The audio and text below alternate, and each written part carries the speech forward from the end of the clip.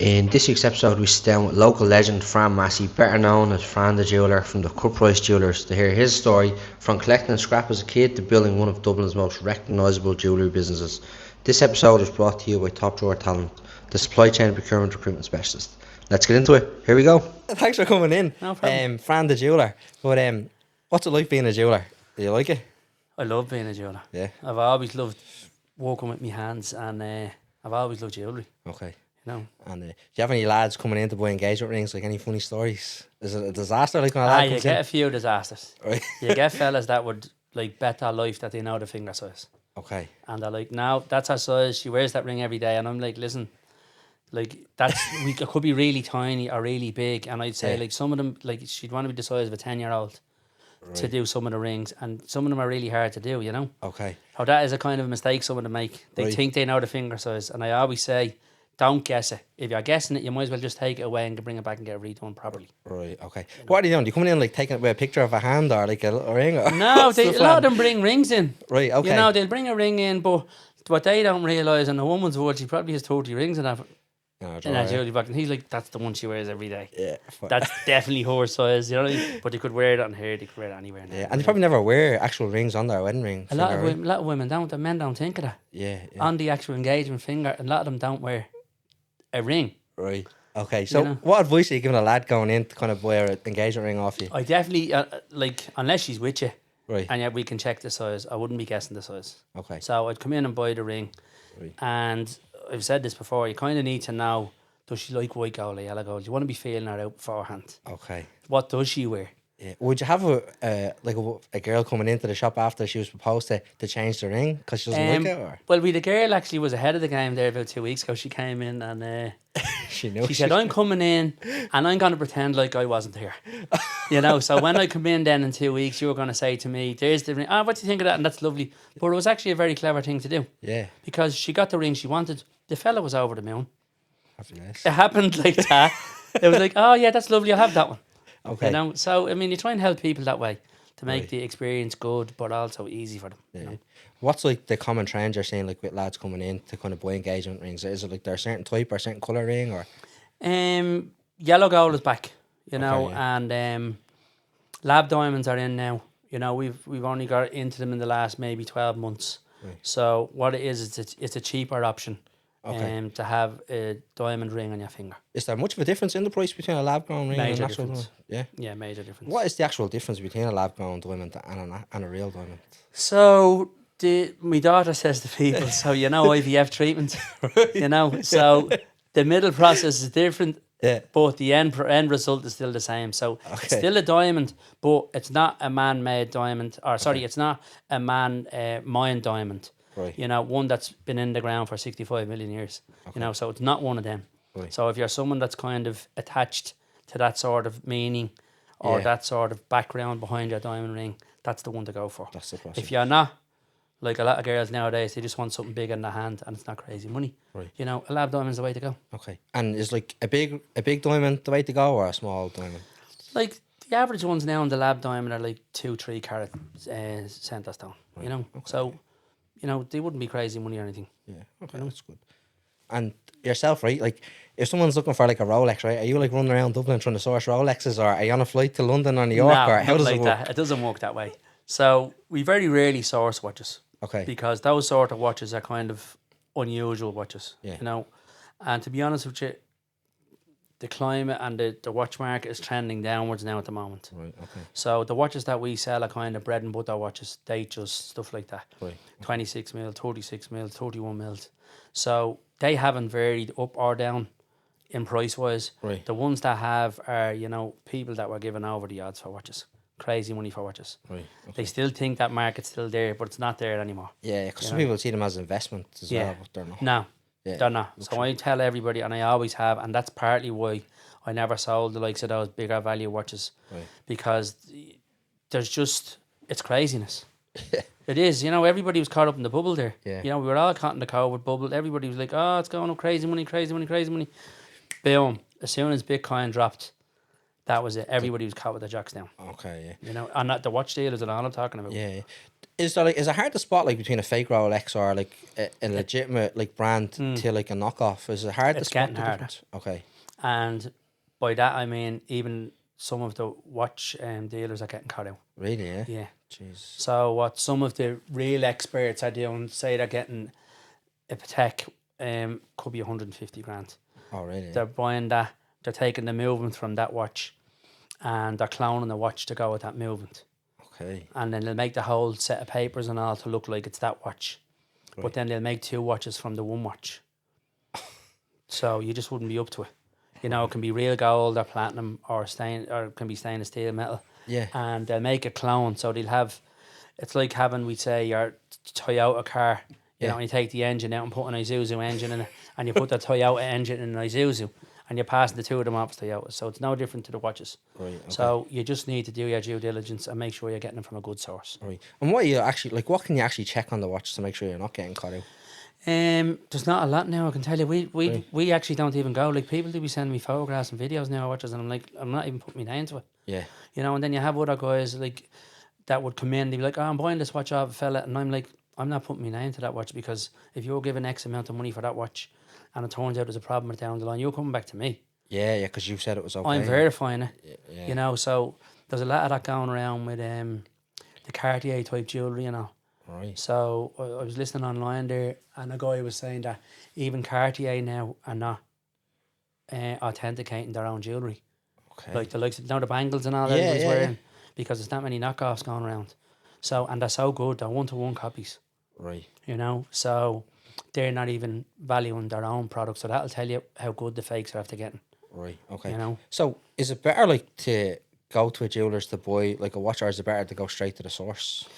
well, going to straight to the manufacturer. source, hypothetically say Rolex. Yeah. Everybody says Rolex. You know what I mean? But the chances are, you know, they're making it out that the watches can't be got. Okay. You know, and that, like, you want to give your kidney here if you want to get a watch. You know what I mean? That's the way they're making it out. Right. In realistic terms, from what I'm reading around and the suppliers that are out there, any watch is almost available. Okay. Yeah. You know, and it can be got at a price through third parties. Right. You know, so if that's the road you want to go, or you want to wait 5 years and hopefully you'll get a phone call, that's the road you can go. Right. Because you're on a waiting list then. Yeah, exactly. Right. Okay. Like, I believe Richard Mille, I was looking at a fella and he was like, to even get on the waiting list for a gents Richard Mille, you have to buy 3 ladies Richard Milles. So that's probably costing you $500,000 just to get your name down for the gents. And then when you ring about the gents, they're probably ringing you for the lowest one Okay. to start the, Right. on that. So it's like a members club almost. Exactly, Yeah? that's exactly what it's like. You have to build your history, and like a lot of these shops that we'd say have Rolex boutiques and stuff, they also have jewellery stores. So they want you to get your spend up in the jewellery stores in order to be eligible for a Rolex. And I get that, they're trying to sell their jewellery as well. Yeah. But average Joe that wants a watch and he's genuine, Yeah. you know, like 10 years ago you could just go in and buy a Rolex. Yeah. Just not today. Do you know what I mean? Not in today's market. Yeah. I think it'll all change. Is that a marketing thing though, like to create demand? Of course it is, yeah. Yeah. Supply and demand, you know what I mean? It's like putting up somewhere that we're booked out tonight. Right. And then you're like, oh shit, 20 rooms. I'm on a table. You know what I mean?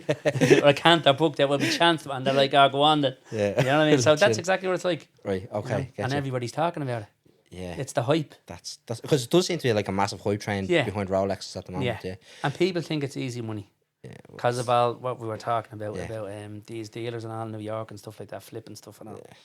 And are you like, would you ever jump on a plane to kind of New York or somewhere like that to buy? No, something? if I need anything, so I'm in WhatsApp groups Right. Okay. worldwide.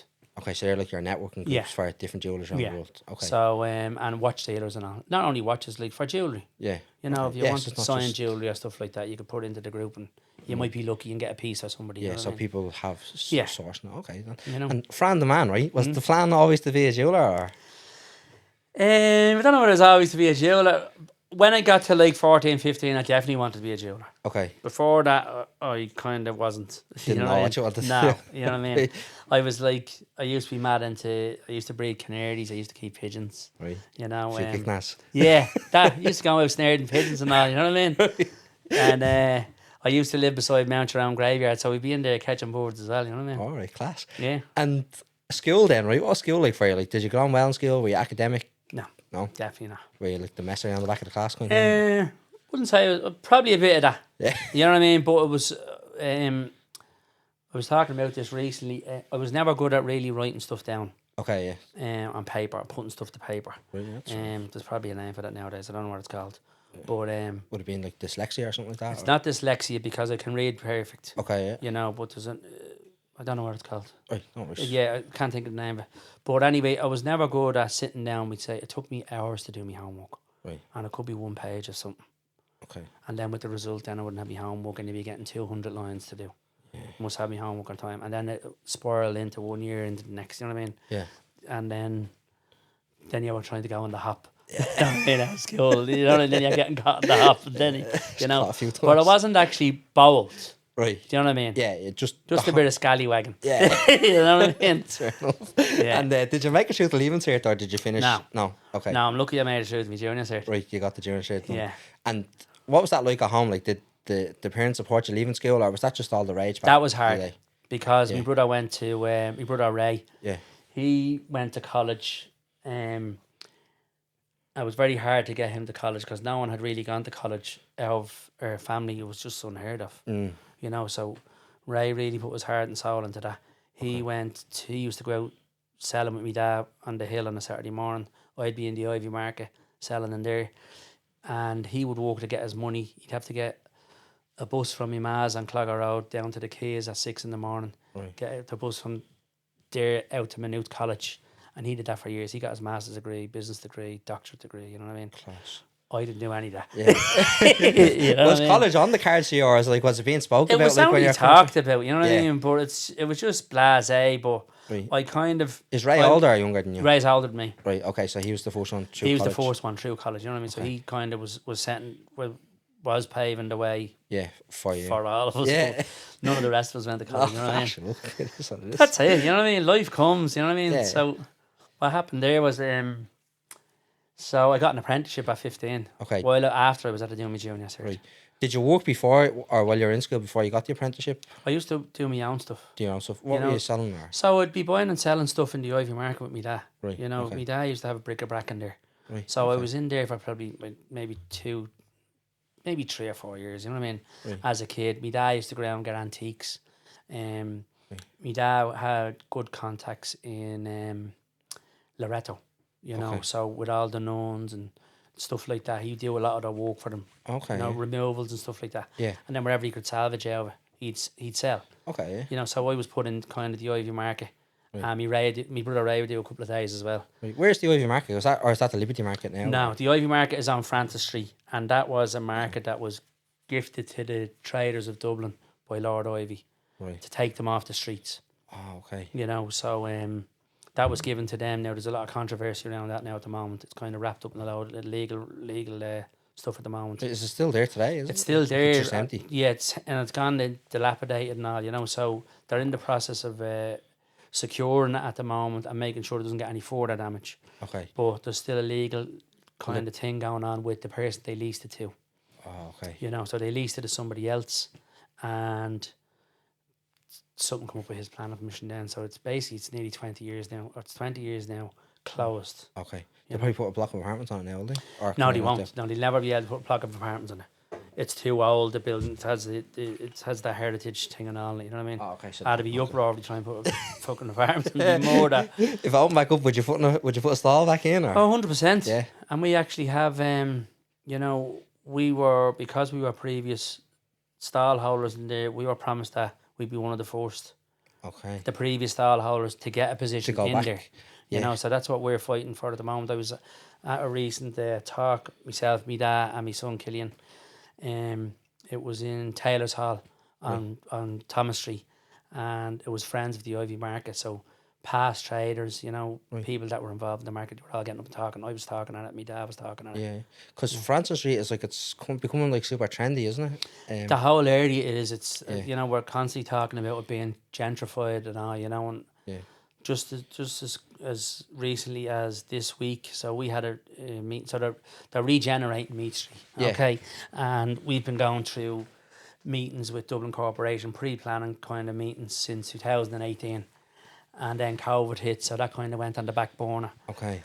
So we were going to meetings back and forward over, say, a 5 or 6 year period. Right. And about let's say 6 or 8 weeks ago, there was a finalisation. Come down to the Hyatt Hotel and see the finalised, plans.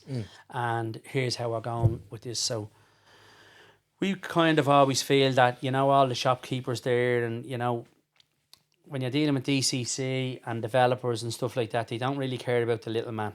Yeah. They plough through and it's good luck to everybody. I have a job to do. Okay. So what's happened recently then is, so we were at that meeting and everything was great and everyone's like, we had a few concerns. They said it's going to be over a 2-year period. It'll be done in sections. Minimal disruption to the shopkeepers and people that live there. So we were all in agreement, generally, I think, from what I know. So about 2 weeks ago, we got a letter in from GMC Construction to say the street's going to be closing for 3 months, that they're replacing the water main. Okay. So we were all in uproar over how come we number one, how come we weren't at the meeting? Yeah. That was a finalisation. No, it wasn't a meeting, it was a consultation thing. Yeah. How come you weren't there? Yeah. And basically saying, okay, here's your plan. Now, by the way, we're starting to work now in 2 weeks, 3 weeks, and your road is going to be closed for 3 months. Okay, so that's Meat Street. So that's Meat Street closed for 3 months. Oh, okay. So have a big impact on the business. detrimental to us. Yeah. Because what will happen is, as one of the street traders were saying, people are creatures of habit. Yeah. You go where you're local or you're used to going. Yeah. You know what I mean? And what will happen is, if that's not there for you, your easy access or your shop is closed for a few days that you usually go to, you'll go somewhere else. Yeah. And you won't get them back. Did that happen with the Crumlin shopping centre and everything coming online anyway, right? It's kind of closing down, it's rebuilt, and then everyone went to the Ashleaf. Was that kind of happening already? Because I remember when I was a kid, right, being dragged up Meat Street when I was a kid coming from the flats. Exactly, yeah. And everyone was there. It used to be jammed on a Saturday and Sunday. Exactly. But it's not that busy anymore, is it? But the Saturdays and all are still busy. Are they? And since COVID and all, there's a few businesses on the street that have really dragged people back in. Okay. And there's a lot of old schoolers. My wife actually opened a new business there on it as well. She's the Beauty Baby Boutique. Okay. So, believe it or not, the week she opened her shop last year, Little Folk that used to be on Meat Street closed their shop, and they were there for remember Little Folk? Yeah, the clothes shop. Yeah. So everybody went there. You get your school shoes Exactly. and your jumper and stuff. Yeah, everybody went there for their clothes and you shit. had to ring the bell. Somebody at some stage went there. Yeah. So they closed that week, and my wife opened. Okay. So it's kind of like the next generation is coming through already. of that kind of business, and she's been dragging people from all over the country, like us, and like a lot of the shops on the street, Yeah, because but that is capitalism though in a way, right? It's the little man kind of moves off and then another one comes in. Exactly. So just to get back to that for a minute, so GMC were the building company and they're contractors, and I'd know how to read a set of plans, and just from over the years I've built stuff and all that. So when they come up with the plans and I seen their test holes they were doing on the street, they said you had to close the street off, and I was looking at their test holes along the street. Yeah. And I was like, this pipe they want to change is not in the middle of the street. It's about not even a third, maybe a quarter of the way across the street, but yet they wanted to close the whole street. Okay. So we went to a meeting last week, all the street traders, everybody from the Iveagh Market and people in the houses. And I had a video and photographs of the street where they had dug the holes. Okay. And I was like, are you telling me that pipe is in the middle of the road? And he said, I can tell you now. So I asked him 3 or 4 times. I said, I'm telling you now, there's going to be trouble if that pipe is not in the middle of the road. Right. And he was like, no, I promise you, the pipe is in the middle of the road. So I do have to close the road. I said, well, that's grand. If you have to do it, and if the pipe is in the middle of the road, we'll do it. But if you open that hole and it's not there, and there is a possibility that you can keep us trading, or minimal risk, which is what they all keep saying. Yeah. Minimal disruption to business. So they opened it the other day, and I videoed the whole thing, and the pipe was only about 5 foot off the path. Okay. And I was asking the guys that were on site, there was different guys there, and your man was like, to be honest with you, what you're saying now is the most we need to open. We might need to go another 2 foot that way, but it still leaves 4 or 5 metres. Okay. For cars to drive by, and your deliveries and your customers. Yeah. The customers are the most important. Yeah. So they've closed that road up, and now they're re-looking at that, and hopefully we can do some sort of deal with them to keep us trading. Is the meat factory still at the back, is it? So That's gone. that's gone. Is it? Great memories of that. Yeah. Do you remember that? Yeah, I remember. Yeah. And Remember then the pigs football- getting out? You ever see the pigs getting out? You running into the football pitch. Yeah, and all because my sometimes, nanny yeah. used to live down on the Kiln. Yeah. So 92 the Kiln, my nanny used to live, and she'd often send you up to the bakery or something. Right. You'd see a bleeding pig running by you.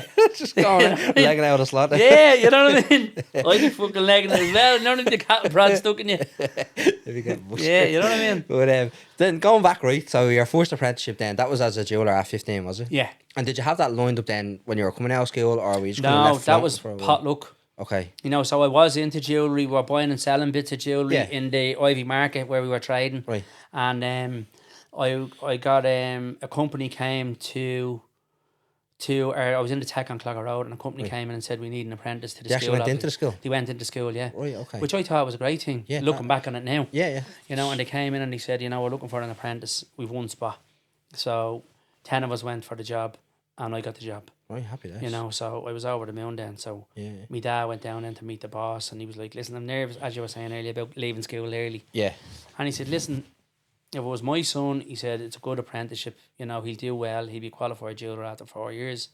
And one up or another, that was it I was taking on. You're taking on. And You know. can you say who that jeweller's was, or like? Yeah, it was, so the actual manufacturing company was Solvar. Solvar, So okay. they don't do as much manufacturing now, I think, as they used to do. But they also, in turn, own fields. So there was two Okay. Jewish brothers owned at that, and one was Nicky Obernick and one was Tony Obernick. Right. They were actually great to work for, I have to say. Okay. You know? And what was the interview process, right? Did they interview in school in your school uniform, or did No. you have to go to their shop in No, a suit they're and tie? purely worried how good you were on the bench. Okay. That And was it. were you doing like metal work or woodwork Yeah. in school? Yeah, Okay. in all that. So that's in the tech on Clogger Road. Yeah, You that's can do right. metalwork, woodwork, and Tektron. Tektron, yeah. You know, you couldn't do that in the other skills. Okay. And then that was into your apprenticeship. Yeah, so I was good at Tektron as well. I like Tektron. Okay. Even now, like doing the plans and stuff. I met with an architect last night and I was telling him how to do the drawing. You know what I mean? Even though I can't do it on the computer. You know what I mean? But do you not have like CAD or things like that now, no? Yeah, No? they do. Or are you still old They school do. with the paper? I'm old school. Yeah. Pen and paper. Right, okay. You Yeah. know, even sketches for customers for their, wedding bands, slotting wedding bands, I do it all on paper. Really, yeah? Yeah. It's proper old school. Yeah, if you look on my page, you know what I Yeah, mean? yeah. You'll see we did a piece for one of the boxers, Thomas Carty. Yeah. And you can see me sketching the whole thing from start to finish. Jeez. You know, like live time right Yeah, in front of you, you know what I mean? So I have books that are there since 24 years ago, like since we opened. Right. And a girl actually come into me recently, about 2 months ago. She lost her wedding ring. She got it at me about 10 years ago. And I was like, light bulb moment, I think I'll have you a wedding ring in my book. I was able to go in and get the book and pull it out and go, there was your ring. Right. Also, it's like a portfolio that you have of like the work that It's you've done in these the past. sketchbooks. Yeah. You know what I mean? So I have these sketchbooks. And you just keep And I them was all. able to go, when was it? Boom, boom, boom. It was 2014 or something.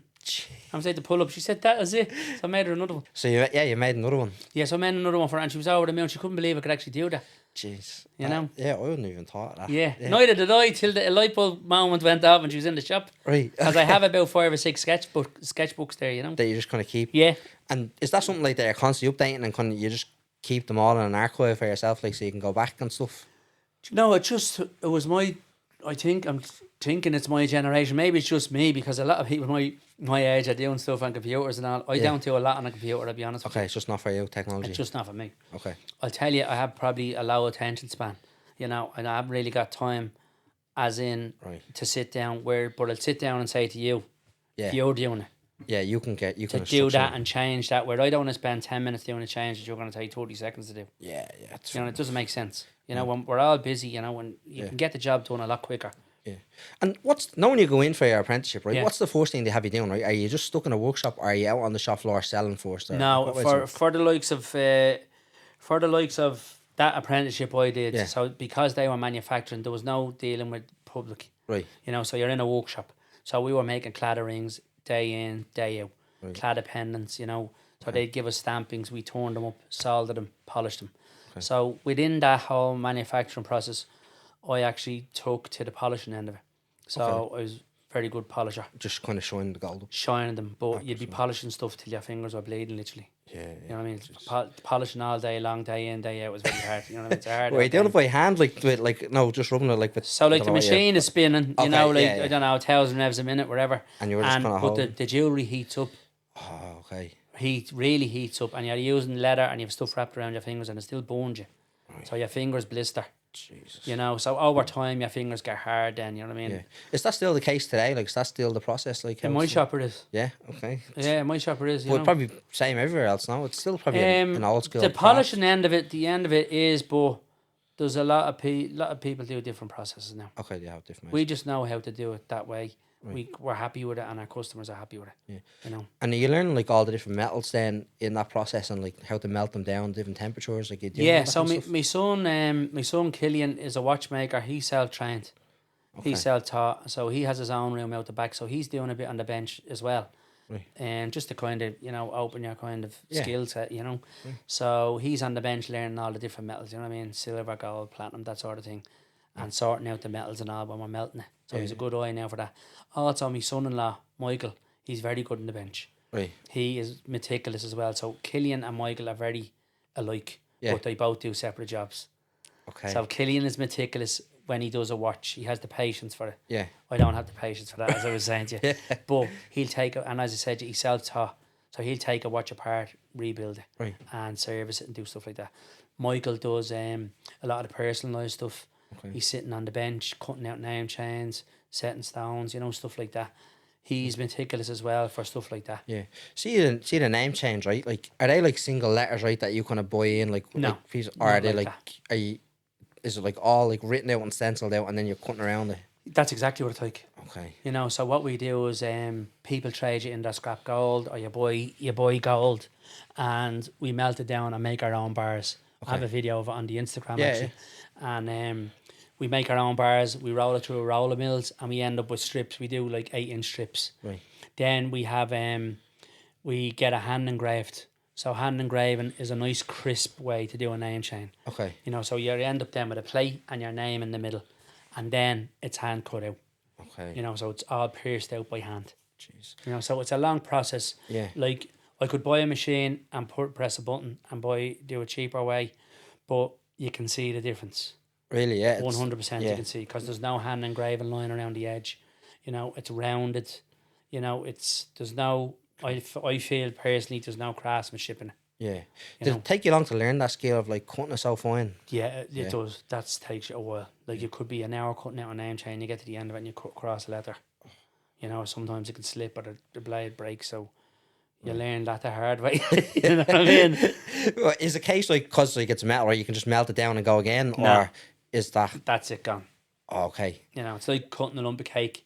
There's no uncutting it. You put the knife into that cake and that is done. God. And you know? You'd have lads like, you know, junior apprenticeship or whatever, making mistakes with that, being told there's the door kind of thing. Yeah, and no, they weren't like that, I have to say. As I was saying, those Jewish lads were very good to work for. Right. They were always very understanding. They'd work with you. Once they weren't making a fool out of them. Right. Do you know what I mean? They were always, you know, I've often melted things by accident, because you'd have big heavy cladder rings that you were doing. They were very hard to work with. Okay. So you had to anneal them. So you'd lay 100 of them out on a bench and you'd be annealing them with a big torch to make them soft. Okay. Occasionally I would have melted a couple. Right. You know, but in saying that, you know now that that's not a total loss. Yeah. You can at least salvage the metal. Right. You know, so I don't think there's any other trade. We always say this, that, you know, if you're a dressmaker and you run across something with a stitch, there's no one stitching it. It just dots across the thing. Whereas with gold, at least you can melt down. You know what I mean? Go again, yeah. Yeah. But was there a theory part of that then, right? Did you have to go to college, or was it just all on the shop floor? I actually did go to college afterwards on my own back. Right. Okay. So I went to the College of Art and Design on Thomas Street. Right. I went there for 6 months. And so that was basically it was a bit different to air stuff. It was more crafty. Right. Like craft work, you know, Irish craft stuff. Okay. So, but I did learn a good bit from it, I have to say. Yeah. You know, the teacher was very good. At the end of it, even though it wasn't my stuff, there was a lot of stuff that I learned in that I adopted to the way to wear trade, you know. Yeah, okay, it's interesting. Yeah. Did you finish your apprenticeship then, or where did you go? No, so what happened was, at the end of the 4 years, things took a bit of a turn. That I came into a few bob. Right. Okay. You know, I was knocked down when I was 8 outside my ma's house. Okay. Yeah. Car hit me at 50 miles an hour. Went up the air, bounced off the windscreen. So I was kids getting knocked down on Clara Road. Yeah? Exactly. Yeah. So I didn't know till I was like 16 or 17 there was compensation there for me. Okay. You know, so Mark have a secret. yeah, they didn't want to tell me, you know, because other kids, Probably right. you learn now that they'd be drawn after money through their life. I need money for this, I need money. And by the time they're old enough, there's nothing really left. Okay. So I never knew anything about that anyway. So I learned then when I was 18, there was a few bob coming to me. Okay. You know, so what we did then, myself and my wife Lisa, we bought our first business then. Right. You know, and that was nothing got to do with jewellery. Yeah. Nothing jewellery related. Okay. Were you always like entrepreneurial then, like from Always. day one? Yeah. Yeah, I always like, I think my man and dad are kind of different. So my dad's kind of slow and steady, gets the race done every time. Yeah. And there's nothing wrong with that either. Yeah. You know what I mean? You put your head down, you'll do well, and all that. My ma is like, take the chance. I'm like that. I'm like my ma. I always take a chance. Now, I'm not on stupid things. No, although I have done. Yeah. You know, I've learned a lot over the years. You know what I mean? And made a few mistakes. Well, calculated risk. Exactly. Yeah. You know, so I've always taken risks. Okay. Like my ma wanted me to buy my first house at 18 now of that money, or the first plot of land. Right. We went to look at first. And that just wasn't. And then what happened was the business that the news agent that my wife Lisa was working in, that became available. Okay. So it took a kind of a 360, you know what I mean? Okay, yeah. So that's how we ended up buying that. Yeah. Was the jump for you like massive, like in terms of like, you know, jeweler, right? Apprentice jeweler to entrepreneur. Like, was that a big jump for you, or did it just feel like a natural jump for you? See, the thing is, I didn't jump to entrepreneur. Okay. Looking back now, I probably was a young entrepreneur. Yeah. Because even back as far as The markets. when I was a kid, here's one for you. I used to fish in the canal every day in the summer. Right. 8 years of age. Pike. But I also used to collect scrap, as I was telling you. Yeah. So that in itself is getting your brain thinking. Yeah. So what I used to do was, you know, when all the dips I was be down drinking, Yeah. Friday, Saturday night, I used to go down and collect all the cans after them. Right. Okay. I even used to go down with my fishing net and get them all out of the canal. That's good. So I'd end up then with bags of cans, Right. and I'd save them up, and then go down to the scrapyard once a week. Down Harold's Cross. Down Harold's Cross, remember? Yeah, You know, I'd be I know, throwing a bit of sand into the cans as well. You know what I mean? And doing folding that. them up Yeah, I remember to being try this- and make them heavier. So you know what I mean? Putting sand into the copper Yeah. pipe and folding it. Yeah, you know, that sort of thing. Yeah. But that in itself is entrepreneurial, I think, looking back at it now. Definitely is, yeah. You know, So, yeah, I didn't even know you could sell cans back then. Yeah. Like, now you charge 15 we used to do everything. There wasn't a thing going around that I didn't do. Right. I used to go into the bottle bank at Crumlin Shopping Centre.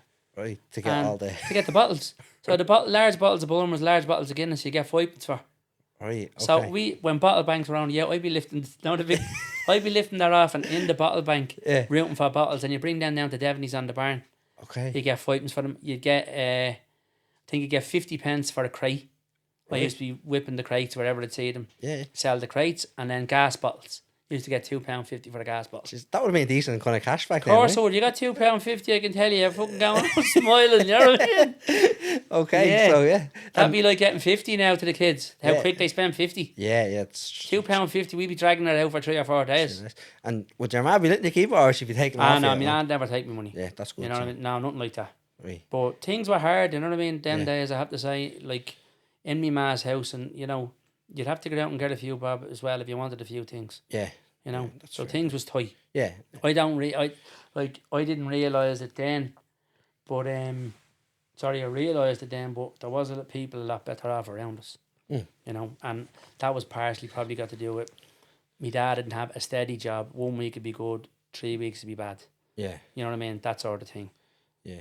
You don't really notice it though till you're older. You look back Yeah. and think, okay, Exactly, yeah. I need to make You know a what I few mean? bob here. Yeah, and you wonder how all your friends are waiting outside the house. The press is full of super queen bleeding. Do you remember the biscuits and all the crisps and all that? Yeah. You know, we had nothing down Right. there. You know what I mean? Later on in life, then you know things got a bit better. You know. Things improved, yeah. Yeah. So is that like, were you like motivated by money then? Like Yeah. that was money? Motivated by money. Yeah.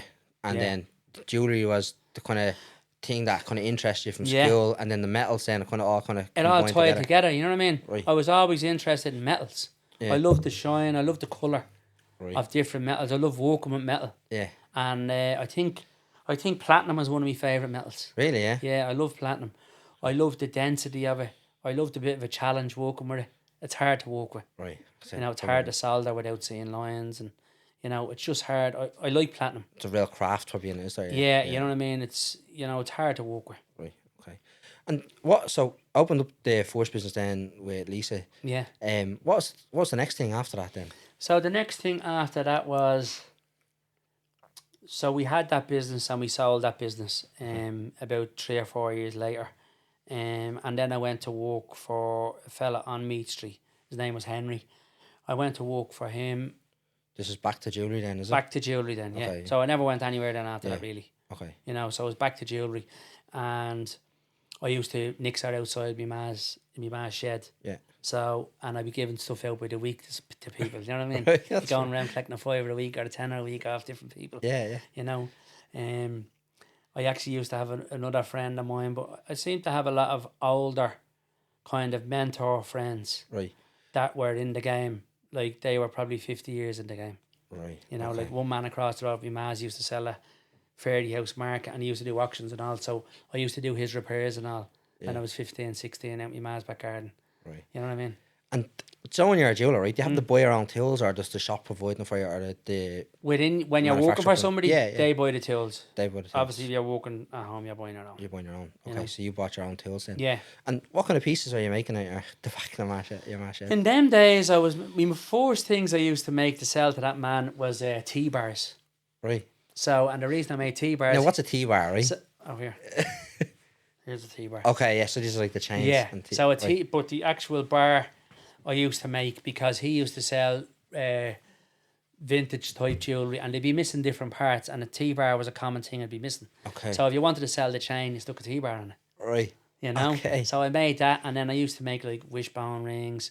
Then I got into making bracelets, like heavy bracelets, you know? Yeah. Heavy square link bracelets, and then it was like curved bracelets, you know? Yeah. So vintage type stuff. So I had two type of clients. I had one that liked a bit chunky jewellery, and then I had the other type of clients that were like vintage style. Yeah. So that's why I always have a kind of soft part in my heart for vintage stuff. Okay. I love it. Do you, like, as a jeweller, right, do you specialise in a particular, like, style of jewellery, or, like, is there, like, a specific craft to, like, you know, like, if you make, like, Celtic stuff, right, or if you make, like, the vintage stuff, or, like, modern, is there, like, modern stuff, right? I don't know. There is, but So do you have to pick a specialism, or can you do everything as a jeweller? No, we do everything. Yeah. You know, and, like, I think that's kind of one of our things, is that no matter who comes in the door, we can kind of cater for them. Yeah. And we're not relying on anybody. Yeah. You know, there's not a lot of places like that. Right. You know, you can come in, like, no matter what you have to be repaired, if it's vintage, if it's modern, or if you want to match something up, you know, we can do it. You can do it, yeah. And going back, right, because you went to work that guy Henry, was it? Yeah. Why did you decide then to go open for your own shop, or was it after that job that you decided Henry to was open your own killed. shop? Oh, okay. So Henry was killed. We used to go drinking every day, and on a Friday night, we were out drinking after work with myself, John Adams, my business partner, now still to this day. So we were out from like 5 o'clock and say 12 o'clock. Me and John were like, no, we're going home. And Henry's like, oh no, I'm going off. So he went off and ended up getting in a car crash then. He was killed, another fella killed in it. So I woke up the next morning to a phone call, Henry's dead. So went up to his missus in the house, broken hearted. Everybody was devastated, I have to say. And he'd young kids and all at that stage, you know what I mean? So it was a hard time then, even for, like, especially for his missus, obviously, you know what I mean? Yeah. So we stuck with Jennifer then for maybe a year or two when the business was just going down, because the business was revolved around Henry. He's a leader, yeah. You know, he was the front of the house and everybody loved him. So it just wasn't what it was, and it was dwindling and dwindled. You know what I mean? I asked, could I run the business, and I can understand he didn't want anybody coming in on their kind of thing. Yeah. But at the end of the day, I had to make my own decisions then. Yeah. Okay. So I was like, no, do you know, we're going to open on the street. So myself and John opened on the street. Okay. Down the road, you know. Yeah. And that was it then? That was the start then. That was, so it'll be 25 years next year. So 2003, I think. Right. So were you kind of like, did you feel like you were kind of pushed then into it, like into becoming an entrepreneur? And if that hadn't happened, right? I was already an entrepreneur. Yeah, okay. But do you think you were do you think if that hadn't happened, you wouldn't have started your own shop or had your own shop? No. Or was that always the end No, that goal? was always the end goal. Right, to have your own shop. It was always, you know what I mean? It was always just ticking boxes up to that. Right. You know, I was never mad working for people. Yeah, You know, I'm not happy kind of being told what to do. You know what I mean? I think most entrepreneurs are like that. You know, because it's not that you don't want to be not told not what to do. You have your own ideas. Yeah. And it kind of just comes bursting out of you. It's hard to implement them. Yeah, ideas you know, in someone those saying, things. "Will we do it this way?" And you're like, "No, I don't think we'll do it that way. We'll do it another way." Right. You know. If you had like your own employee now that was kind of feeling like that, Yeah. would you support them in setting up their own shop, like even like invest them, or Well, I always say to see. So when you say my own employee, there's only family really in the shop, in the shop? Yeah. and that's for obvious reasons. You know, jewellery is different. You know, you're not Yeah. walking in the shop where you're selling clothes, or you know, there's low value items. Yeah, There's high value items. It's expensive stuff. So yeah, you have to really trust the people that's there. Okay. So our shop is unique in that there's no apart from family and lifelong friends that's in it. There's nobody else. Okay. That's it. Point blank. Was that always the case? Like, or did you who was your first employee in your own shop? In my own shop is a girl that still does a bit of work for me now, kind of part time. Okay. Siobhan. Right. She was there with us from the start. Okay. You know. So was she family or just a no, friend? but our mother. So our mother Chrissy used to do jewellery parties for us. Oh, okay. Back in the day. You know, and then it's like the Ann Summers parties with all the jewellery. That's exactly what it was like. You know, people think it's crazy, but that's where it started, you know. Yeah. So we were doing those. How did you come up with that idea to do those jewellery parties, or was that like the thing back in the day that those things kind of just went on? No, there wasn't really, you know, there was maybe 2 or 3 people doing jewellery parties. Right. You know, because no one really wanted to take the risk and all going around with stuff, you know. Okay. Yeah. But I would have went around areas that we were known. You had a lot of friends and families and sort of thing, so you wouldn't really have any problems that way. You The know? community was probably a lot more tight knit back then. Yeah, exactly. Everybody knew everybody. Yeah. You know, you're someone. You know, I'd be up in the transport club with my man Dan. You'd be making something for somebody. Yeah. They'd be calling you. You'd spend a half an hour of your night trying to. What do you want? What are you looking for? Yeah. And then when you're finished, you'd have a few points. You know what I mean? If you're having a few points, someone ever bring in like a broken bracelet and you'd be trying to fix it. Always. Yeah. Not your own though, would you? You probably enjoy it. We're just sitting in the corner fixing. Doesn't bother me. Anybody talking about jewellery anytime, I have to say. You're open to it. You know, unless they're bending the ear at me. You know what I mean? And then I'm like, listen, buddy, I'm done here. But if they're genuine, I mean, I've time for anybody talking about jewellery. I love it. It's good. Yeah. You know? So, your first employee then, right, Siobhan? What did you have her doing when she first came into the shop? So she'd be pricing jewellery. You know, she'd be selling. Okay. Um, When you say pricing, is that like someone coming into the shop saying, I'll give you X amount for this? No, but an element of that as well. Right, okay. You know? So pricing as in the stock we bought, teaching her how to price different things. Okay. And not just everything is done the one way. Yeah. You know, so you've plain gold that doesn't have stones and it's priced differently to gold with stones in it. Right. And you have different carats of gold. Okay. You know? How do you tell like what carat a stone is or whatever? Yeah, Like, is that like a stone size. Yeah. There's a measurement, you know what I mean, you can take for it. Right, okay. You You're know, not and like then looking through a we've charts that telescope we can or- go by, you know what I mean? Okay, so And if it's an old stone or it's a deeper stone, you can, you know, we have scales now, but back then we didn't really have scales. Right, okay, so you just kind of eyeballing it. Yeah, you know, you can do the measurements and work out a calculation. Right, okay. Jeez, there's loads in it, isn't it? Like, Yeah, there's lots in it, and that's just for the diamonds, or, you know, or rubies, or emeralds, or sapphires. Right. The gold or the metal end of it then is different as well. Right. And how long did it take you to train her up, like, to do all that kind of stuff for you? Or did you have her on the bench then as well, or if she just No, pushed her Siobhan face was in? never interested in going on the bench. Right. But although I'd have to say she probably would have been good at it because she doesn't mind getting stuck in, changing catches and all and doing stuff like that. Right. You know? She probably just picked things up over the years. Yeah, exactly. Or she'll jump in and do watch batteries or take links out watches, you know, stuff like that. She doesn't mind getting stuck in. Okay. If someone was looking for a job for you, right, like, that's not family or whatever, like, what kind of... Next. Yeah. Next. You wouldn't take them, no? No. Just family affair. It's family, Okay. you know. And Well, it's you've just, burnt a few times, like, with like people that weren't family coming in over the years. I was burned a few times over the years with different deals and different transactions with stuff. Okay, but not as in employees. Not employees, no. Yeah, because I would have been told like not to employ family. Like, I know. I think I actually don't think I would. Like, although I have like Yeah. like a huge extended family, I don't think I would. Like, because you'd be Yeah, the worst person in the we world. are unique in that, as because all of the reps and all even say when they're coming in, you know what I mean? But like what I say is, I do everything with my family now. Right. Like, I'm a family man. Yeah. So it's family first. So we eat together, we sleep in the same house, Yeah. we're all drinking together, and we holiday together. Right. So that is it. Like my circle has become so Close. tight. I can feel it on my shoulders because when I had all the other friends all over the years, you Right. take your eye off the ball with things, Yeah. you know, and then everything falls. Family falls, business falls, Right. finances fall, you know. So that's what I've learnt all those lessons. Okay. Yeah. I'd like to think I've learnt all those lessons. Yeah. Yeah. Not saying I know it all, you know what I mean? No, but like, yeah, like employees don't care. Like, they only care about their wage or what's in Yeah, their back pocket. normal at the end of the day. employees do, I have to say, but Yeah. but my employees are different. Right. It's family. I Right? have to say it's a different vibe in our shop. Everybody says it. Yeah. Yeah. Like if we're having a bad day or you know business not that, everybody feels it, and I can tell by them. They're all down. yeah. They're like, "Geez, it wasn't great today," you know what I mean, or we're having a slow week, and everybody does be genuinely involved in it. It's not like I'm out here now. Good luck. It's not really that Yeah. vibe in our shop. Okay. You know, my brother always says, "Fran, this business is so unique." And even me accountant. I'm with me accountant since I'm 18. Right. You know, I'm with nearly 30 years with the same fella. Jeez. And he'd see a lot of businesses coming and going. Yeah. It's just, And, you know, he was like, "Fran, what you have here is golden." yeah. That's you the know. secret recipe for you, anyway. That is it. It's golden. Like he's like, you do not get this in other businesses. You know, years ago we tried.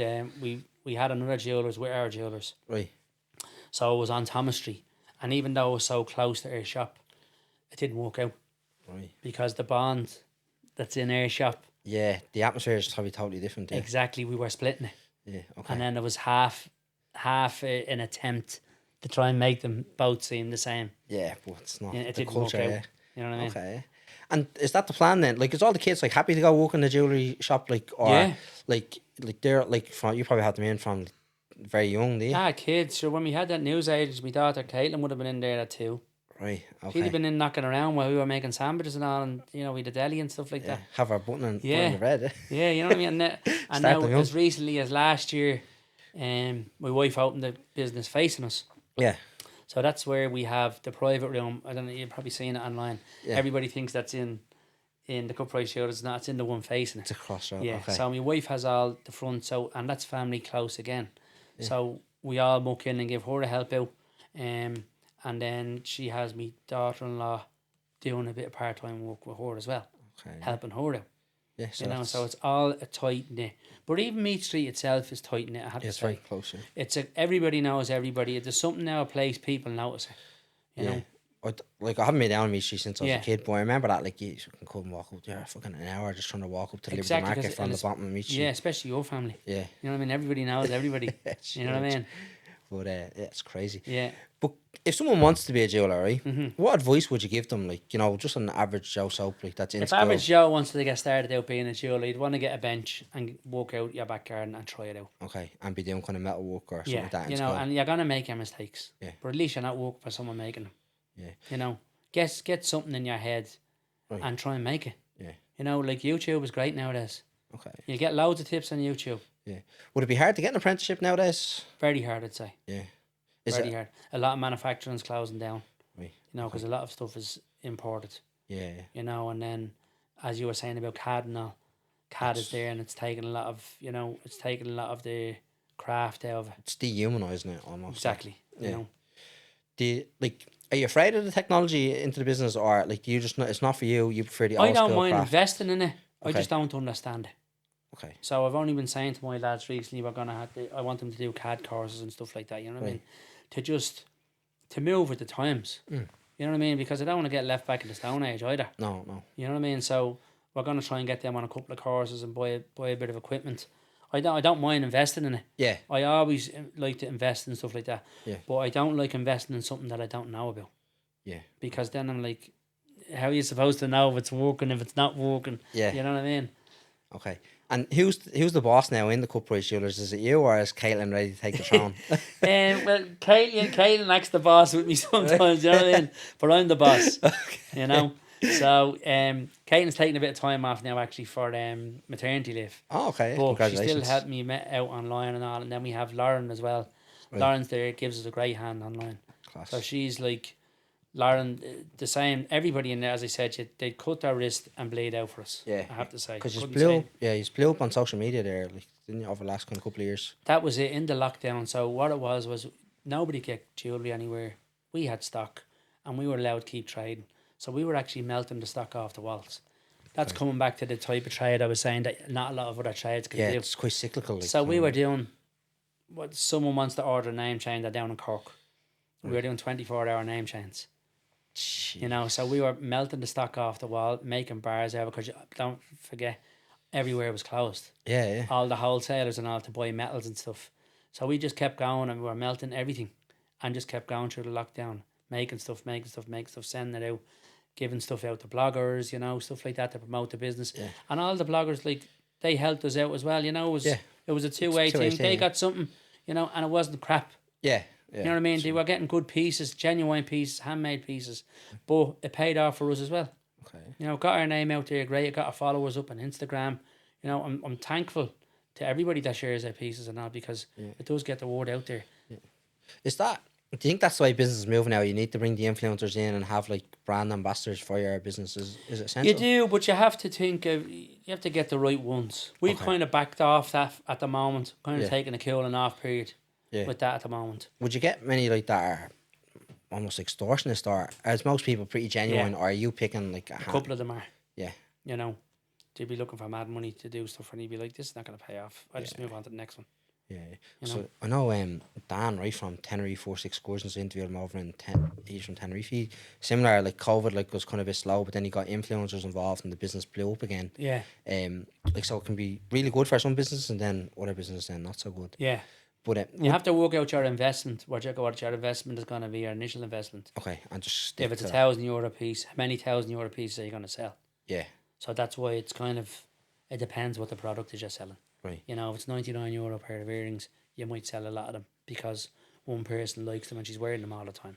Getcha. You know. And are you making them sign contracts then before you kind of do the deal, or no, how does everything, that sort of I've never signed is it a all contract. just kind of handshake and? Yeah, you know, because I'm a man of my word, and anyone So, I've dealt with like that, they've all stuck to their word. I have to say, no one is back to orders in that end. You know what I mean? If they say we're going to do a post on such and such a day and they'll do it. Right. Okay. Genuinely, you know what I mean? I have to say, they've all been brilliant. Yeah, that's good. So, but you're probably very selective then as well. Very selective. And it's good network then as well. So you know, that's the main thing. What about mentors for you? Like, how important? Like, I know you mentioned the other man that you worked with, but how many mentors did you have like coming up through the ranks? Like, well, I said recently I didn't really have a mentor, but I was thinking after that. Yeah. I actually did have a few. Right. You know, like I had that man that was 50 years older than me that lived facing me, Matt, and he was into antiques and all, and he would have gave me my first few bits of antiques, and you know I still have them now, like pocket watches and pocket watch chains. You know, I still have them. Yeah. You know, and he died. Then with being in the Iveagh Market, I would have had a good man, Michael. What was his second name?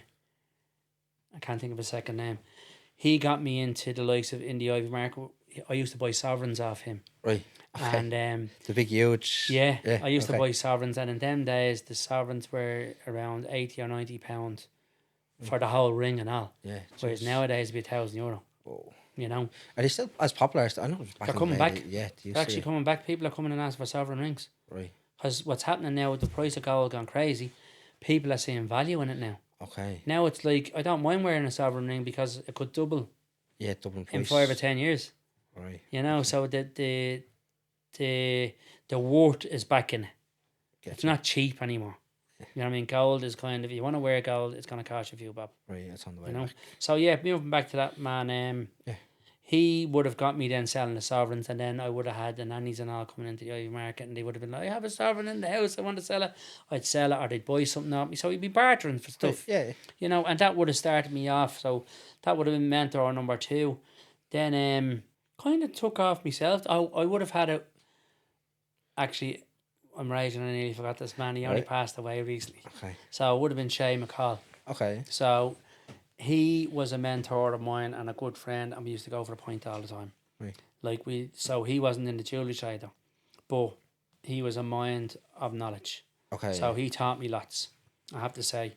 And Shay would have taught me about plan of permission, what you're allowed to get away with in properties, sewers, electrics, gas, loads of stuff got to do with property and stuff. Right. And he was really good. But I suppose one of the core mentors, I had 2 other core mentors, would have been me man Dad. Yeah. We got great education off them. Yeah. Like the education that I got off me dad, we'd say, in relation to the antiques and the scrap and things, you can't teach that to anybody. that's bred into you. Yeah. It's like growing up in a house with people that breed horses. Yeah. I wouldn't know a good horse by looking at it. Yeah. Some people know that horse worth 50 grand.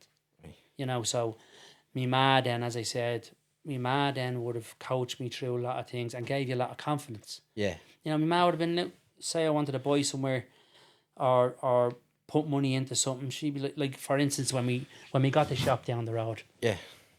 it was unheard of. We spent, because we were only renting it, it was unheard of to spend 50 grand on doing a shop up, because you're all on me. She's saying, no, you're only renting that and you're putting this into it now. So it took me like 6 or 8 months to do the work. You know, I bought a lot of the wood, I assembled, even the sign outside the shop and all, I made that. Jeez. You know, from scratch. And even in the shop, we built all the walls, you know, skimmed the walls, stuff like that. You know, didn't do the electrics and all that. But my ma would have been in them days, I'll get you the money out of credit union, son. You just tell me what you want to do. She backed you. She backed me 100%, you know, and my dad always backed us as well. So that whole tight-knit family thing that I have with my ma and dad has now gone into my kids. Yeah. And that's exactly the way we are with our kids. Yeah. You know, or I'm like that with my wife, you know, Lisa. I'm back Lisa 100%. You know, Lisa started her baby clothes business in the house just before COVID. I went through COVID. She did long hours, you know what I mean? She did lots of hard work, back work. Then she opened her first place in Walkinstown. Yeah. Then she went from Walkinstown to Meath Street. Right. So that you can see that developing, you know, and it's, once again, it's the whole tight-knit family thing. Everybody believed in each other. Yeah. Was Lisa like entrepreneurial as well? Like, or did you kind of drag her along on the journey? No, she was Lisa, forced into like it? Lisa, me and Lisa kind of the same background. We came from street traders. Right. You know, my ma was a street trader as well. Yeah. You know, so actually the shop that we're in now on Meath Street, I used to sell wrapping paper outside that when I was about 7 or 8 years of age. Back in the day. You know, because my nanny had a stall on Thomas Street. Right. So they were street traders and we would have been given a bundle of wrapping paper. Remember 5 sheets for 20? I would have been doing that on Meath Street when I was a kid. Right. Or screaming out the Christmas decorations and all. Yeah. And you'd have been in Henry Street at Christmas. So that would have been, so Lisa would have been doing the same. Right. So her mother and her grandmother were all street traders and all their family were street traders. So she would have been out on Henry Street, we say on a Saturday, selling her trays of lighters. Right. You know, so she saw $5 for a pound, right. something like that. Yeah. And then she might make a tenner on a Saturday at 15, and then we'd go out on a Saturday night into the Harp or, you know, wherever else we go, Grass, something like that, you know what I mean? Okay, yeah. So that is this. We came from the same background, so we have the same, we click. Yeah, that hustle mentality. Exactly, you know what I mean? And like if you can see a kind of an opportunity, you're on it. Okay, you no know? messing around. No. And how long were you like set up in the jewellers before you start branching into other businesses, or did you always kind of have your fingers in kind of different pies? Or I would put my hand to anything. Right. You know, I'm trying a different business now at the moment. I just can't talk about it yet. Oh, that's alright. So that'll be probably online now in a few months. Okay, yeah. And that's something new to me. It's something that's out of my comfort zone. Right. But you know, do you find like you kind of need that to kind of keep the brain turning and that's keep you exactly interested? What I said a couple of years ago. I said I'm not just sitting around. Like there's plenty of men that own 20 companies. Yeah. And I'm gonna get there. Right. Okay. That's where I'm going. Yeah. You know, how many are we on now? So this will be the 3rd company. Right. Okay. Yeah. You know, so like we've the property kind of business with myself and my brother, the jewellers, and now we have this next. I nearly said it. Now we have this next thing coming on, and then we have the manufacturing company as well. You know what I mean? Okay, yeah, so you're flat out. So yeah, it's busy. You know what I mean? And are you buying in all your own stock for the jewellers, right? Or are you making it? Or no, is it a mix of both? We make a lot, but we buy in a lot now. Obviously, because we've gotten busier. Yeah. You can't make everything that's in the shop. No. You know what I mean? But and we can customize stuff as well. You know what I mean? We don't just make it. Like if someone, I don't know, like we get a lot of women that will come in and they want a certain ring and they have it in their head. Yeah. You know, and they want the top off this ring, but they want the bottom off this ring. Okay. I'll make it happen. So like a certain kind of necklace or whatever. Exactly. You know what I mean? Can you add a piece into it? Can you put an initial in it? Can you put the baby's name in it? Yeah. Like we'll chop it, open it, make a piece, fit it into it, do it all and have it done. Right. Okay. You know, so what's the kind of turnaround time, or is there a wait? Do you have a wait list? Depending on what it is. Like if something that's really difficult, you know, people think that it's just a press button scenario. Yeah. He goes out the back there and presses the button. Yeah, he just walks back in. You know what I mean? That doesn't happen like that. It's like we've done a few bits for different people that were difficult, and they don't realise that if you were to literally sit down and do it, it could take a week. Right. So that wouldn't pay you. sometimes it's not always about the money, because you need to see a lovely piece at the end. You might get a bit of publicity out of it. Yeah. You know, okay, so someone shares it. what you have to do is you'll do a half a day here and a half a day there, and then it'll come together over time, you know. Well, it's probably a creative process as well. You probably can't It sit is. down and do it all together. That's can it. You can't, Yeah. you know, or there's different metals, or it could be dependent on somebody else to do a certain part of the job. Right. And I can't rush them either, because they're doing 50 jobs. Yeah. You know what I mean? So you have to wait till the whole thing comes together in time. Right. You know, so for handmade pieces, I like to take time, you know, or custom pieces. Yeah. Because I tell you what else happens. You rush at it, Pretty break. and then you go to yourself halfway through it. I thought of something actually that I could have added to this. I could have done it a different way. Yeah. Could have done it in a different process. And you would love to change it. Right. But yeah, at that stage, you're not changing it. Yeah. Would you have like a notebook beside the bed right before you get into bed to go to sleep? You just think of an idea and you're like, oh, that'd be great. And do you have to write it down? Or? Do you know, I do think of a lot at home. But I heard a thing years ago, and I think it's very true. Men come up with their best ideas on the toilet pot and in the pub, believe it or not. And I come up with loads on the toilet pot. Right. I have to say, I'd be thinking about it, and you're going through the phone, like, never thought of that. Like, we come in this other business we're doing now, we're working on it the last year and a half, and it's nearly done. And we had a meeting on Thursday, and the whole lot's doing a 360. Like, the thing was 95% done. Right. Okay. So and back. it's done a complete 360. Okay. That's the pivot. Like obviously. That is it. So, and like myself, my business partner, were talking, and we were like, he was like, but we're nearly there. And I was like, but you don't realise what I'm thinking in my head now. We need to stop what we're doing, 360 it, and start again. Right. Not with the whole thing. Yeah. Just with a portion of the business. Okay. You know. That's the creativeness in you then. Exactly. Is it? Yeah. That's the. I'm willing to risk, you know, the fact that we've put a year and a half's work into it. And it's like, stop, wait, I just got a light bulb moment here. Right. And I had a light bulb moment the other day on Thursday. Yeah. Have you had many of those over the years, like where you've had to stop what you're doing, pivot and then change it? Exactly. Like when I be building places or, you know, subdivide places. Right. Even my friend Shay, the architect, we used to be at each other's throats. Right. But we'd be in the pub and we'd be doing plans on beer mats in the pub. You know what I mean? We wake up with a hangover next day, but I still have the stuff in my pocket. Yeah. You know what I mean? I'd be like, I remember that. Yeah. You know what I mean? Because you'd be going one thing to another in a rabbit hole then. Yeah, just constantly back and forth. Yeah. And then he'd be arguing, be like, you can't put a wall up there. You don't have a window because you want to call a room a bedroom. It has to have a window. Okay. You know, stuff like that. And I'd be like, no, tear the wall down, tear the thing, redo the plumbing, redoing the stuff. I've thought of a better way. Jeez. Like I'm at the doing a house there recently, and myself and my brother have it, and everybody thought it was crazy. Right. I mean, everybody thought it was crazy. I'd say, you know, and you want to see the way this is at the turning now. Right. This is at the turning now. Absolutely magic. Right. Okay. You know what I mean? I have to say. That's brilliant. So. Yeah. But do you find people see it coming and then they run? I find people that kind of saying this fella's a head case. Right. You know what I mean? I know I have lads once walking he's paying, he's yeah, you know what I mean? I have lads working on something there now, and the man's like, he's a bit of a head case. My friend told me one of them the other day, he's a bit of a head case. Don't mind, he's going to change his mind in a couple of days. But the outcome seems to be good at the end, you know? But thank God I'm able to do that. Yeah, yeah. I have to say, because if you are tight on budgets and stuff like that, you like people, maybe that's why some businesses and some things don't turn out. Because people just kind of settle for, sure, we're at the going with that, and we agree that, you know what, we'll stick with it. And then it mightn't turn out because of that one decision. Okay. You know, so I don't mind second guessing myself by saying I was wrong 5 times. Yeah. You know, I'm going, you know what, the wall is up, or whatever's done. Yeah. You know, geez, you know what, that didn't work out. So we'll start again. Yeah. There's no harm, you know what I mean? I have to say, no, I don't get disheartened or anything like that. No, because it's all part of the process. Yeah. Where do you think you get the energy to kind of keep going at it? Like, is that just in you? Like, that's just... I can't do failure. Yeah.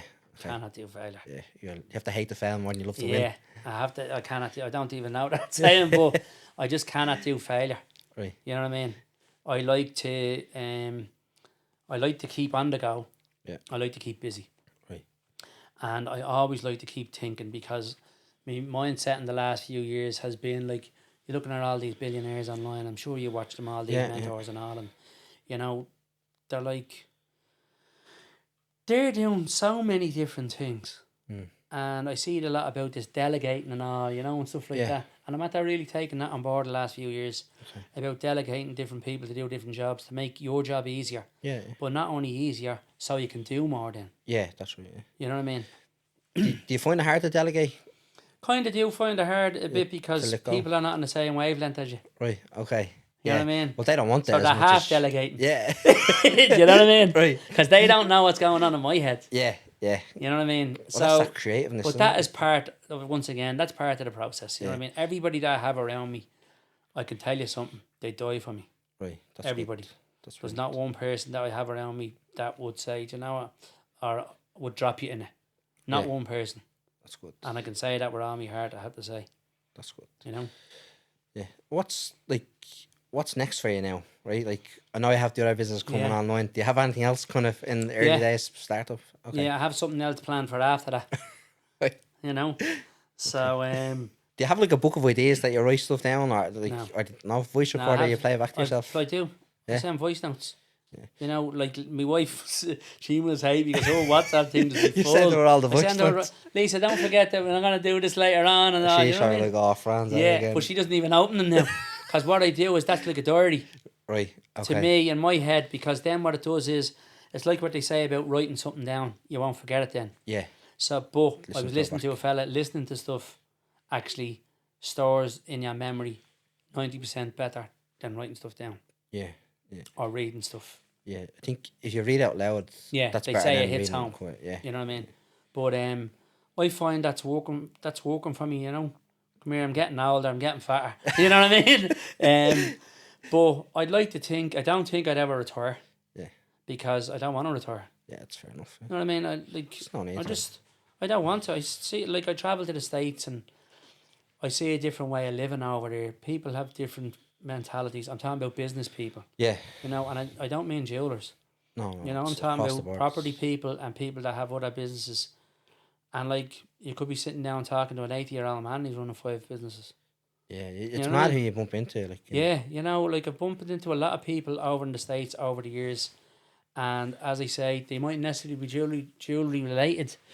But like I have a friend of mine over there and he buys property and invests in properties and like he's probably planning, it's like playing chess. Like he's planning 3 properties time. He doesn't even know what the property is. Okay. Do you know what I mean? But he knows after this one that he's going to be getting another one. Yeah. And then that other one is going to lead into another one. Right. Okay. You know what I mean? So the frame of mind is there. Yeah. I've gone like that now. Right.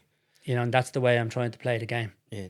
Trying to think that far ahead. Yeah. Do you think like property is a good business to be getting into? Like, or because it's meant to create the most millionaires property.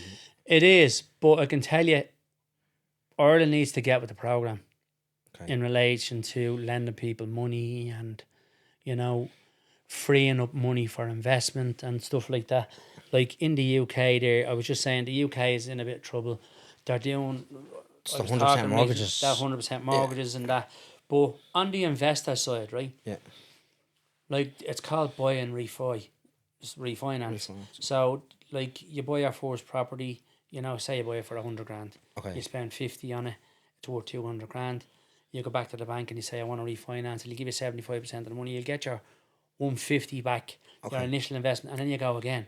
And then you still have a bit of capital left in the property. I've been listening to all these people, you know what I mean? If Ireland was to get their head around that sort of stuff over here, right? You know, like we're doing finance and stuff at the moment, and they're only short of asking you every day what colour of jocks you have on today.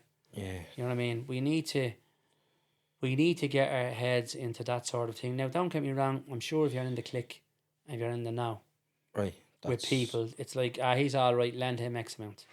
You know what I mean? Okay. But when you're trying to use, another lesson I've learned is using like other money. So the likes of, I was listening to a girl recently and I love her. She's an English girl on Instagram. And she was like, the laziest money you'll ever have is what's in your house. So the Irish have the mentality that, you know, I'll clear my mortgage and I've only 5 years left and it's great. Should we be grand for the rest of our life then? Yeah. The English and the American, like especially the American attitude is refinance. Max the thing out to the hilt. You know, I'm listening to a fella recently and he's like, what are you going to do when you die? So say you have 10 million worth of property. Yeah. And do you think your kids are going to turn around and say, well, you were a great fella. Fair play to that. You worked your bollocks off all your life and you left me them all mortgage free. They're not. Yeah. So what you did, my mentality is max them all to the hilt, buy as much as you can and max them to the hilt. Right. And keep going.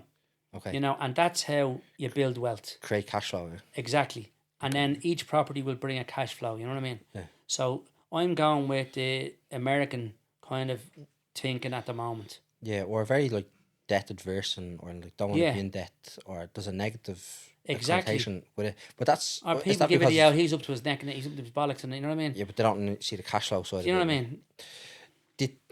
The problem was probably like the 2008 crash, right? Yeah. Because there was mistakes made, and that's how they're And giving I out made money mistakes, believe too me. easy. Yeah. Yeah, I nearly lost everything. Do you think though, if they were to go back to giving out money as quick as they Mm-hmm. were back in then, we'd see another recession a bit quicker, or Well, there's a recession coming, yeah, you know, well, and the writing's on the wall. But the thing is, like, there's been recession, like, in America, Yes. basically for the last 5 years, and no one's been talking about it.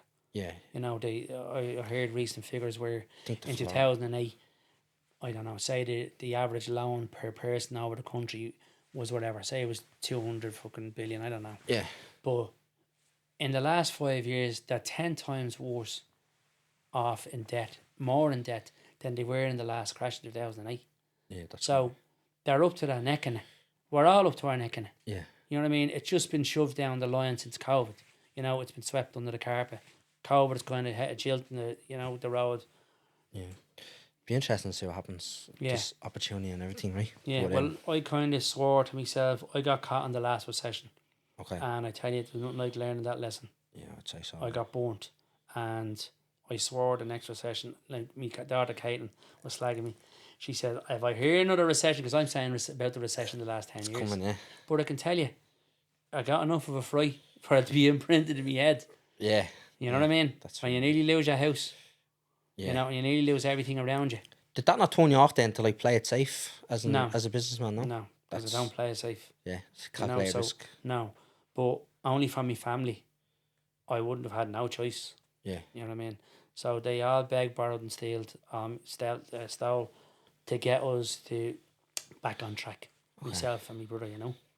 Right. And we invested in property and everything was going great, like everybody else, you know what I mean? Yeah. So why wouldn't they give us another $500,000? Okay. You know, we bought a house out of our own money, we levelled it, ready to build it, and then all of a sudden the recession hit and we had no money to rebuild it. right. You know? And going all the way back to the start, right? If you were to start from scratch again, what business would you start? I still love jewellery. Still jewellery, yeah? But I have to say, I say also it wasn't love, jewellery, I wasn't love renovations. Okay, so property. House renovations and property. Okay. Because I have a bit of I like doing it, you know, and I like challenging stuff. Right. I like pushing stuff to the boundaries. Okay. Like even when the professional is telling me, you won't get away with that. Jeez, you can't do that. Because that property that we did recently, I was telling you, Yeah. The architect was even going, no, that won't work. And I was like, what do you mean it won't work? Of course it will work. Yeah. You know, I see it all the time. You know, so we ended up subdividing this whole property and splitting it up. And I showed him a video of it last night and he was like, my God. Difference. Yeah. You know what I mean? Okay. So you're down the building route you would have went. The building route, Was that an option for you, like when you're in school, like to be a plumber, a bricklayer, or plaster, or like, was it something you considered?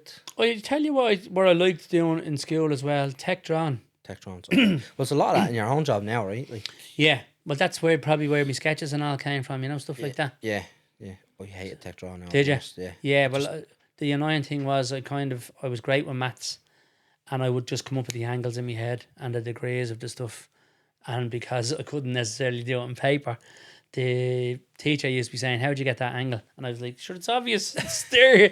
You know what I mean? He'd be like, it's not obvious though. You know, there has to be a calculation to do it. You know, an 83% angle. You know what I mean? Yeah, fair enough. And now if someone wants to find you, right, like where can they find you? Obviously, your Instagram So, or... like the Instagram is the Cut Price Jewellers. The website is the Cut Price Jewellers. Can you buy online on the website? Yeah, buy online on the website. Okay. So there's nearly 1,000 products on the website. And in store, you know, I like the personal touch. You want them to come in, yeah? And, you know, the kids nowadays, they're kind of out of touch with that personal stuff with businesses. Yeah. I think they need to get out and get in and, you know, see what you're buying. You know what I mean? Yeah, to feel it. Touch Yeah, it. you know, that sort of thing. You know what I mean? You feel the difference between... Because everybody looks at photographs and it's scam jobs. Yeah. You know, they're zoomed Photoshop. in, and the thing is supposed to look that size, but it's that size. Yeah. You know what I mean? And that happens all the time with diamond rings. Right, Like, okay. people will be in there looking at a diamond ring, but your man has it for 1,000. I'm like, look at the fine print. Yeah. It's a quarter of a carat. The thing is tiny. It's a Right. dot. Okay. You know what I mean? So get into and that's the in shop. it within a cluster. So Yeah. it's even worse. Okay. You know what I mean? So they can't see, there's what's on your phone and there's what I'm giving you. You know, you can only see that in person. But come here, not everybody's going to travel. I wish they would. Yeah. You know? Would you travel to other people, like, if they Yeah. kind of called you? Yeah, I have done. Do house Yeah. tours, You Specific. know, I don't necessarily do house calls, but Yeah. I feel it's worth me well. Yeah, yeah. Of course, you know what I mean? Yeah, why I'll not? make the job easier. Because other people are busy as well. Yeah. It's not just me. Yeah. You know, everybody's busy nowadays. Yeah. You know what I mean? Yes. Yeah, everybody is. Do you have a day plan? Like, how you plan your day? Like, no, It's just all on the fly. on the fly, yeah. Yeah, That's- now, but don't get me wrong, over the day, You'll have I know things there's to do. certain things I have to do, Right. you know? So you're not, like, mapping out your day. Yeah, you know what I mean? So I'll know, you know? Yeah. Do you avoid, like, certain times for, like, certain days of the week? So this day I'm in the jewellers, this day I'm on the property, this day I'm doing no, my new because thing. that recent property thing I've done has come to an end now, Okay. you know? So, So- this other thing that I'm doing is going to be coming online the next couple of months. So that'll take a lot of my attention. Grand. Where can everyone find out about it once it's up and running? Will you be on your socials? Or? It'll probably be on the socials, you know what I mean? But it will be a different social, Okay. you know? So probably do another podcast about it. Yeah, why not? You know what I mean? Do a video tour. Yeah, you know what I mean? Something like that. See what happens. All right. Yeah. Brilliant. Look, thanks very much for coming in. No Much problem. appreciated. It was great coming in, Yeah, Connor. grand. Thank you. Huge thanks to Fran for sharing his story and taking the time to come into the studio. If you enjoyed the episode, it would mean a lot if you could subscribe or share it with someone you think might enjoy the episode. Thanks for listening.